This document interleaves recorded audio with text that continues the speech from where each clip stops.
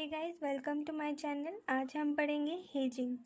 Hedging होता क्या है, कौन यूज़ करता है, किस लिए यूज़ करता है, वो सब मैं डिटेल्स में आपको बताऊंगी। और किस तरह कितने प्रकार के हेजिंग होते हैं वो भी मैं बताऊंगी। ठीक है, हेजिंग कौन यूज़ करता है, हेजर्स।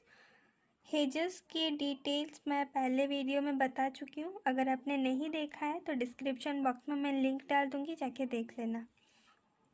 अब जानते हैं यूजर्स। हेजिंग कौन करता है, हेजर्स करते हैं। क्यों करते हैं, रिस्क को क्या करने के लिए, रिड्यूस करने के लिए। किससे, from future contract, for certain reasons. Okay,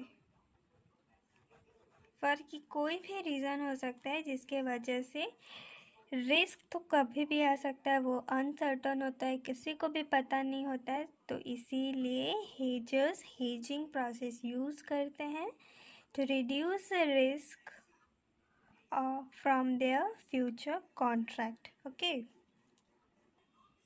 अभी उसे कैसे लिखेंगे वो देख लेते हैं, सुन लो अच्छे से। In future market, the use of future contract or an instrument in such a way that risk is either avoided or minimized called hedging. ठीक है, to reduce or to avoid risk in future market is known as hedging. तो hedging कब होता है, sorry, risk कब होता है, कैसे होता है।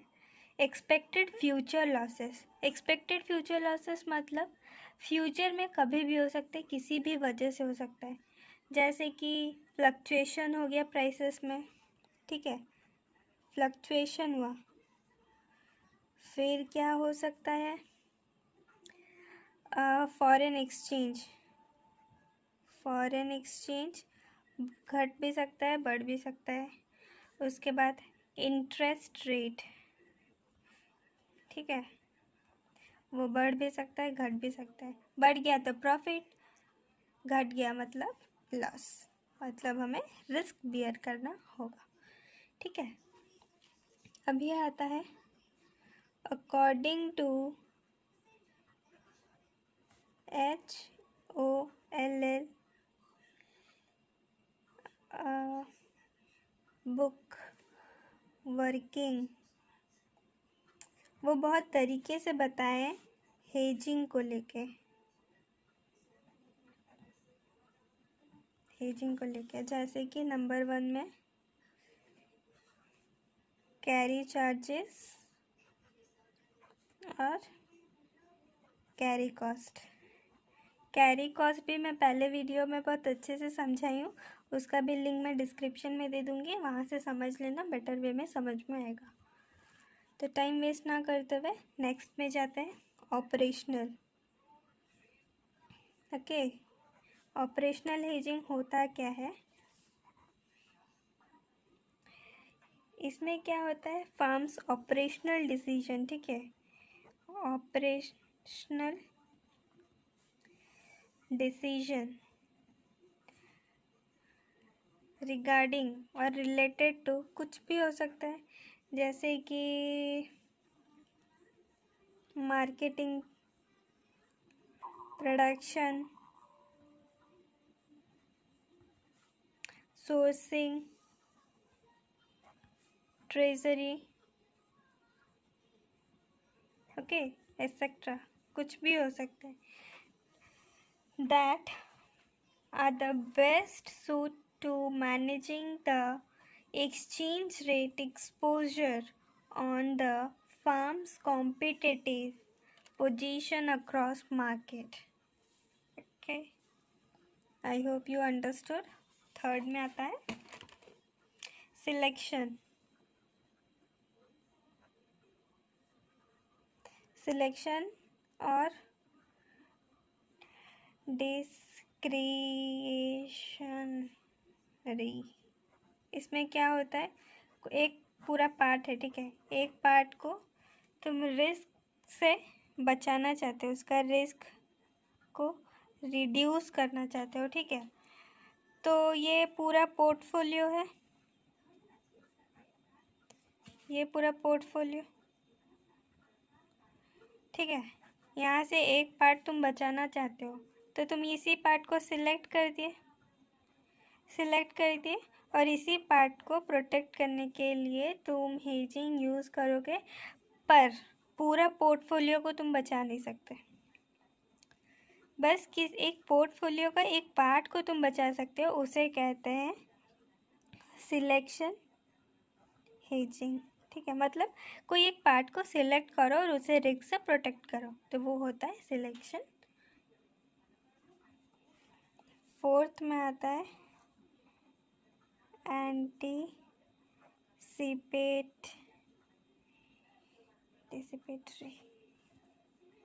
हेजिंग।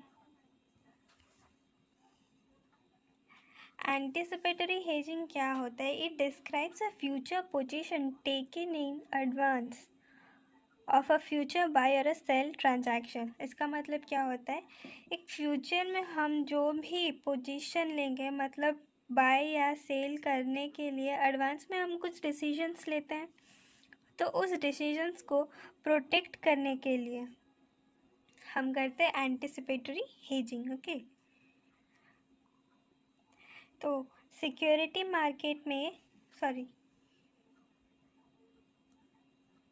स्टॉक ट्रेडिंग में क्या होता है? एंटीसिपेटरी हेजिंग भी यूज़ किया जाता है। जैसे कि एक इन्वेस्टर एंटर किया मार्केट में और वो अपने रिस्क को रिड्यूस करना चाहता है, चाहे वो शॉर्ट पोजीशन में भी शॉर्ट हो, ठीक है, या लॉन्ग पोजीशन, कुछ भी ले रहा हो, ठीक है। तो वो अपना ट्रेडिंग सिक्योरिटी रेडी रखता है, ठीक है, to reduce the risk from future market. मान लो अभी एक एग्जांपल दे रही हूँ, एक इन्वेस्टर एंटर किया फ्यूचर के लिए, ठीक है, कि वो फैशन के ऊपर फैशन रिलेटेड वो कुछ बिजनेस करेगा या फिर ट्रांजैक्शन करेगा। तो अगर उसका रिस्क पूरा, अगर फ्यूचर में जाके, ठीक है, वो फैशन रिलेटेड कुछ कर रहा है, ठीक है, इन्वेस्ट कर रहा है फैशन के ऊपर, तो वहाँ पे क्या होता है, अगर वो फ्यूचर में ले गया, फ्यूचर में वो कुछ बाय या सेल कर रहा है, ठीक है, तो वो फ्यूचर डेट मान लो 36/20 है, ठीक है। अगर इसी डेट पे अगर उसका सारा जो भी रिस्क होगा, ठीक है, रिस्क होगा वो अगर पूरा एलिमिनेट ही हो जाएगा, ठीक है, ख़त्म हो जाएगा, उसका कोई रिस्क ही नहीं होगा, मतलब प्रॉफिट ही प्रॉफिट होगा, ठीक है, प्रॉफिट ही प्रॉफिट होगा, तो उसे क्या कहेंगे हम? परफेक्ट हेजिंग, ठीक है, उसे कहते हैं परफेक्ट हेजिंग, जहाँ पे कोई भी रिस्क ना हो, 0% रिस्क हो, उसे कहते हैं परफेक्ट हेजिंग। और कुछ पॉइंट्स है, याद रख लेना, मैं बस बोल दे रही हूँ। जैसे कि profit are affected by change in commodity, security, interest rate और एक्सचेंज रेट। प्रॉफिट अफेक्ट कैसे होता है? अगर price of a commodity change हो गया, सिक्योरिटी चेंज हो गया, इंटरेस्ट रेट बदल गया, या फिर एक्सचेंज रेट घटा या बढ़ा, ओके। उसके बाद आता है knowledge of the firm giving the impact of these factors on the firm's profit. अगर तुम किसी बिजनेस या फिर किसी फार्म पे काम कर रहे हो, इन्वेस्ट कर रहे हो, वहाँ का पूरा नॉलेज है तुम्हारे पास, तो उसमें प्रॉफिट ही प्रॉफिट होगा, रिस्क लो होगा, और तुम्हें पता भी होगा कि किस तरह उसको रिड्यूस किया जा सकता है रिस्क को, या फिर पूरा ही एलिमिनेट कर सकते हैं, okay. Quantity which affects the firm. अगर क्वांटिटी, मान लो कि तुम्हारा बिजनेस में लोग इतना ही सामान खरीदना चाहते हैं, 1/4, पर तुम बना रहे हो पूरा 100% उन्हें देना चाहते हो, ठीक है। अरे लोग जब 1/4 लेना चाहते हैं, तो तुम उन्हें पूरा 4/4 पार्ट दोगे तो वो लेंगे क्या? नहीं ना। तो क्वांटिटी भी मैटर करता है, जितना चाहिए उतना देना है। तुम ज़्यादा बना दोगे, लोग ज़्यादा ले नहीं रहे होंगे, तो तुम्हारा ही लॉस है ना, ठीक है। I hope you all have understood. अभी पढ़ेंगे हम हेजिंग का टाइप्स। शॉर्ट होता है, लॉन्ग होता है और क्रॉस होता है। पहला देखेंगे शॉर्ट में क्या होता है। ये एक स्ट्रैटेजी है, ठीक है। प्रोड्यूसर और सेलर यूज़ करते हैं to reduce the risk of price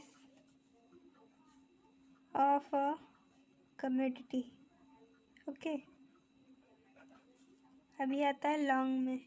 और एक बात बताना मैं भूल गई, यहाँ पे यूजुअली क्या होता है, ये शॉर्ट हेजिंग प्रोसेस, ठीक है। Short hedging process usually buyer या सेलर यूज़ करते हैं। क्यों करते हैं? क्योंकि वो लोग कमोडिटी बाय या सेल करते हैं जो कि शॉर्ट ड्यूरेशन के लिए होता है। तो फ्यूचर में ज़्यादा दिन तक वो रख नहीं सकते, इसीलिए वो लोग शॉर्ट पीरियड के लिए लेते हैं। और उसी शॉर्ट पीरियड में कहीं प्राइस गिर ना जाए, ठीक है। गिर जाएगा तो उनका रिस्क बढ़ जाएगा। इसीलिए जो शॉर्ट ड्यूरेशन के लिए होता है मार्केट में, वो लोग यूजुअली शॉर्ट हेजिंग